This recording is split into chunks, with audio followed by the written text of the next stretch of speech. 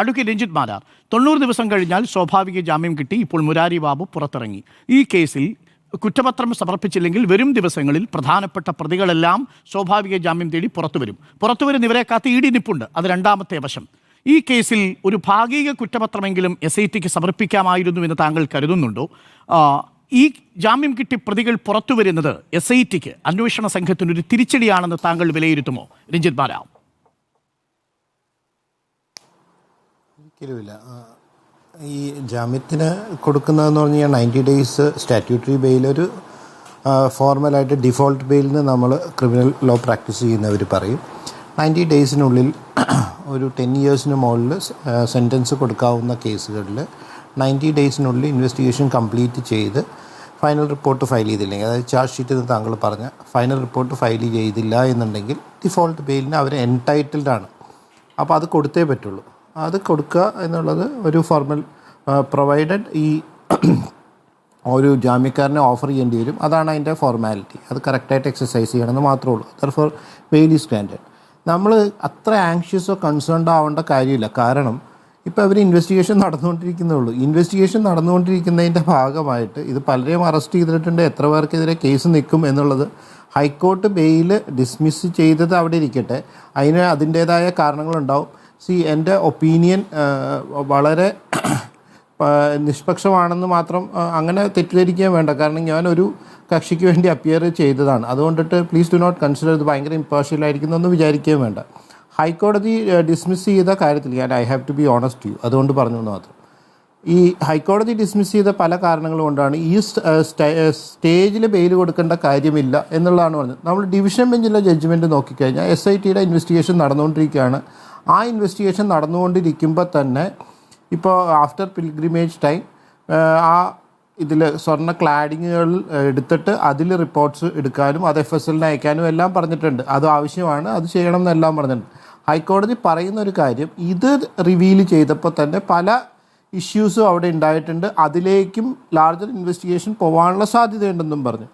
അപ്പോഴും ഹൈക്കോടതി പറയുന്നത് എന്താണെന്ന് വെച്ച് കഴിഞ്ഞാൽ മാനിപ്പുലേഷൻസിനെക്കാട്ടിലും കൂടുതൽ മിസ്അപ്രോപ്രിയേഷൻ നടന്നിട്ടുണ്ടെന്ന് കാണുക തന്നെ ഇത് സിസ്റ്റമാറ്റിക് സൈഫണിങ്, അതാണ് വേർഡ് യൂസ് ചെയ്തിരിക്കുന്നത്. സൈഫണിങ് ആവാം, may have been systematic siphoning എന്ന് പറഞ്ഞേക്കണം. ആ വാക്ക് അങ്ങനെയാണ് യൂസ് ചെയ്തിരിക്കുന്നത്. ഹൈക്കോടതിനും ഉറപ്പൊന്നുമില്ല, SITക്ക് തീരെ ഉറപ്പില്ല. അപ്പോൾ ഉറപ്പുള്ളൊരു ഫൈനൽ റിപ്പോർട്ട് കൊടുക്കുന്നതാണ് എന്നും കേസ് നിലനിൽക്കാൻ നല്ലതായിരിക്കാം. ഇതിൽ പലരും തന്നെ ഒഫൻസ് മേക്കൗട്ട് ചെയ്യാൻ, പലർക്കെതിരെയും ഒഫൻസ് മേക്കൗട്ട് ചെയ്യാനുള്ള സാധ്യതകളും ഞാൻ കാണുന്നില്ല. ഈവൻ ഫൈനൽ റിപ്പോർട്ട് അവർക്കെതിരെ ഫയൽ ചെയ്താൽ പോലും പലരും അവരുടെ ഔദ്യോഗിക ഡ്യൂട്ടി ചെയ്യുന്നതിൻ്റെ ഭാഗമായിട്ട് അവർക്ക് അഡ്മിനിസ്ട്രേറ്റീവ് ലാപ്സസ് മാത്രമേ വന്നതായിട്ട് കാണാൻ പറ്റുള്ളൂ.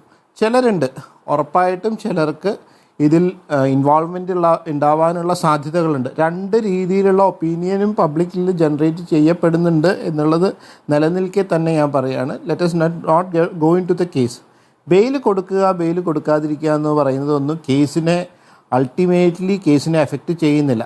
വേണ്ടത് ശിക്ഷിക്കാനാണെന്നുണ്ടെങ്കിൽ നല്ല രീതിയിലുള്ള ഫൈനൽ റിപ്പോർട്ട്, അതായത് ലൂപ്പ് ഹോൾസ് ഇല്ലാത്ത ഫൈനൽ റിപ്പോർട്ട് ഫയൽ ചെയ്യുകയാണ് വേണ്ടത്. അതിന് കറക്റ്റായിട്ട് ഇൻവെസ്റ്റിഗേഷൻ നടക്കണം. ഇൻവെസ്റ്റിഗേഷൻ കറക്റ്റായിട്ടാണോ നടക്കുന്നത് എന്നുള്ളത് ഹൈക്കോടതി പറയുന്നത് കറക്റ്റായിട്ടാണ് എന്നുള്ള, ഹൈക്കോടതി ഡിവിഷൻ ബെഞ്ച് പറയുന്നത് കറക്റ്റായിട്ടാണെന്നുള്ളതാണ് പറയുന്നത്.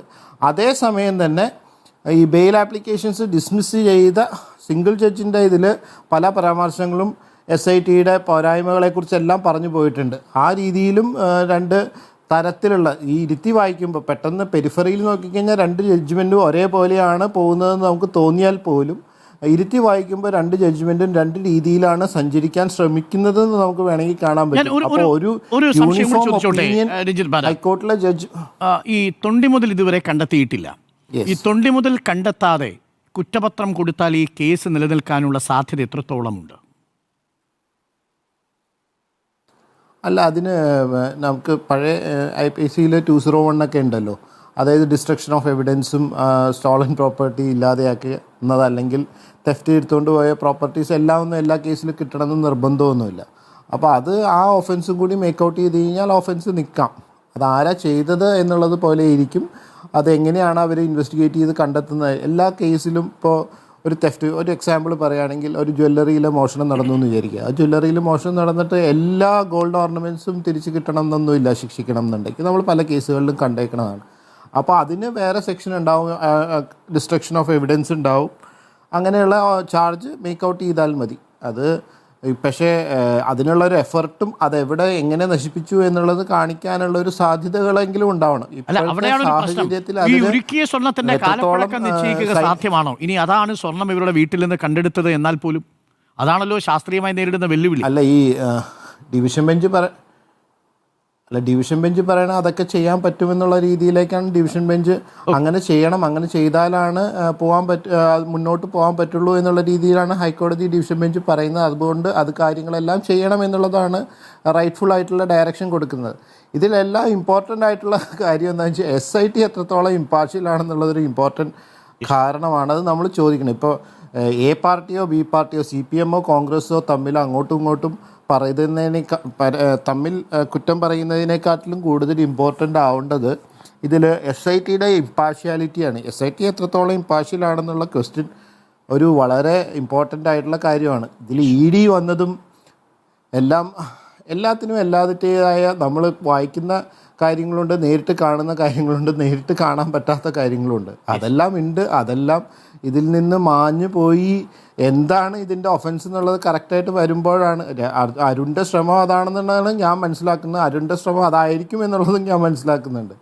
പക്ഷേ നമുക്ക് ആരെയും ഇപ്പോൾ ടാർഗറ്റ് ചെയ്യാതിരിക്കുകയാണ് നല്ലത്.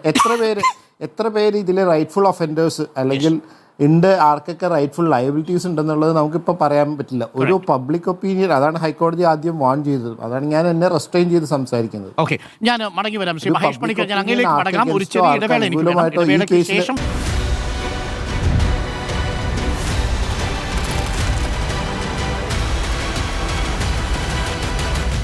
Debate with Dr. Arun Kumar.